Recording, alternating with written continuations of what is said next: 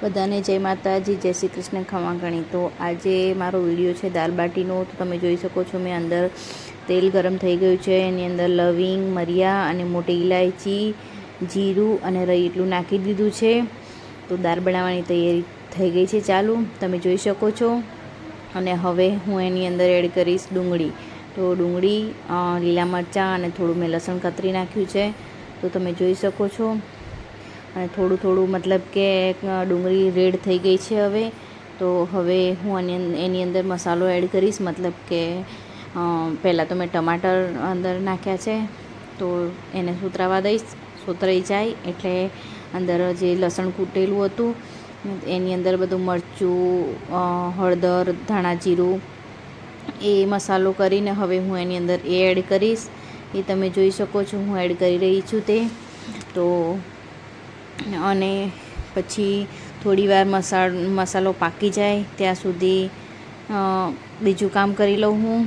તો થોડીવાર હલાવી અને હું એને ગેસ પર મસાલો ધીમા શેકે ચડવા મૂકી દઈશ, તો એ ચાલુ જ રહેશે। અને હવે મસાલો કરવા મેં છોડી દીધો છે, થોડીવાર એને સાઈડ પર મૂકી દઈશ। અને હવે બીજું મતલબ કે લોટની બાટી બનાવવા માટે લોટની તૈયારી ચાલુ કરી દઉં છું।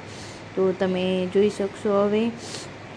અને હવે જુઓ મસાલો રેડી થઈ ગયો છે, તો હવે હું એની અંદર દાળ એડ કરી દઈશ, જે ચણાની અને અડદની દાળ છે તે મેં બાફી હતી તે।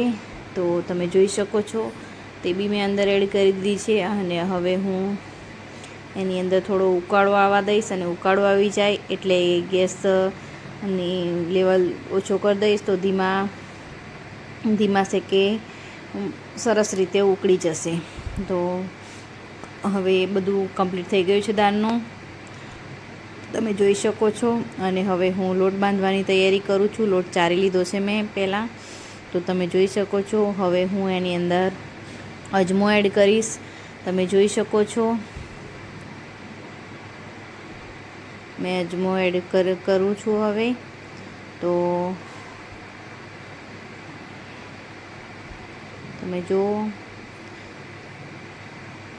પહેલાં આની અંદર અજમો એડ કરવાનો છે, અને અજમો એડ કરી અને પછી અંદર જીરું એડ કરવાનું છે।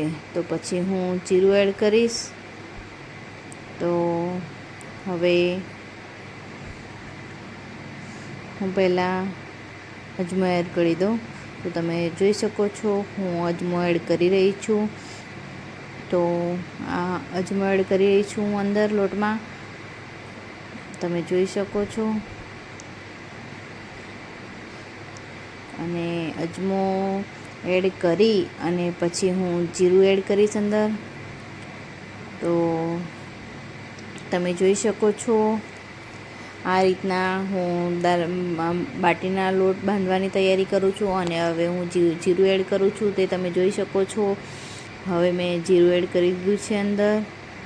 હજુ મતલબ કે થોડું વધારે જીરું એડ કરીશ। તો બીજી વાર બી હું જીરું અને 2 વાર મતલબ કે અજમો અને 2 વાર જીરું એડ કરીશ, થોડું હાથથી જ મસળી નાખીશ એને। અને પછીથી હું એડ કરીશ એમાં હળદર એડ કરી અને પછી હું એમાં એડ કરીશ થોડો ખારો, અને મીઠું એડ કરવાનું હતું, પણ હું મારો બાબો છે તે નહીં આવ્યો હતો, તેને કપડાં પહેરાવા ગઈ ત્યાં સુધી મમ્મીએ થોડું કામ ચાલુ કરી દીધું હતું। તો અંદર બીજું આવશે, અંદર તેલ અને નમક એડ કરવાનું બાકી હતું, તે મમ્મી એડ કરી દીધું હતું। તો મમ્મી હવે લોટ બાંધે, નમક બાકી હતું, નમક તો પછી મેં એડ કરાવડાવ્યું મમ્મીએ, પણ તેલ અંદર મમ્મીએ એડ કરી દીધું હતું। તો મમ્મી જ લોટ બાંધવા બેસી ગયા છે, કારણ કે હું અંદર ગઈ હતી, થોડું કામ હતું, તો મમ્મીએ લોટ બાંધી દીધો છે। અને મમ્મી હવે બાટી બનાવવાનું ચાલુ કરી દીધું છે, તમે જોઈ શકો છો। આ રીતના અમે બાટી બનાવીએ છીએ। આ રીતના બાટી બનાવવાની હોય છે। તો બાટી બનાવીને રેડી થઈ ગઈ છે, અને મેં કુકરમાં મૂકી દીધી છે બાટી બનવા માટે, તમે જોઈ શકો છો। અને આ રીતના બધી જ બાટી અમે મૂકી દીધી હતી। અને હવે બાટી એક મતલબ બધી બની ગઈ છે ને હવે પલટી રહી છું હું, તો એ તમે જોઈ શકો છો. આ રીતના બાટી મતલબ કે પલટતું જ રહેવાનું છે, તો બહુ બરી ના જાય એટલા માટે. તો આ રીતના સ્ટેપ બાય ચાલુ જ રાખવાનું છે, તમે જોઈ શકો છો. અને પછી હું થોડો એનો મતલબ કે લોટ બાકી હતો, બાટીનો લોટ વધી ગયો હતો, તો એની બી તૈયારીમાં છું. અને જો હવે દાળ બનીને લોટ બાકી હતો તેની હું રોટલી બનાવું છું. તો જે મતલબ કે યશસ્વી ખાતી નથી, તો એના માટે હું રોટલી બનાવું છું, તમે જોઈ શકો છો. આ રીતના 4 ખૂણાવાળી રોટલી બનાવું છું, તમે જોઈ શકો છો.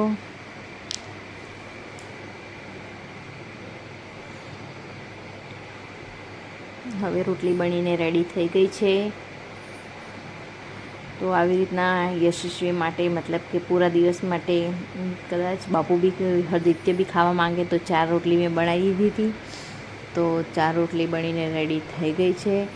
તો હવે હું દાળ બની ગઈ છે, તો દાળની તૈયાર જુઓ, 4 રોટલી બની ગઈ છે. તો 4 રોટલી બનાવી દીધી છે મેં, જોઈ શકો છો. અને હવે હું દાળ બની ગઈ છે તો એમાં ધાણા નાખી દઉં. તો ધાણા બી એડ કરીને મેં મૂકી દીધા છે, દાળ થઈ ગઈ છે.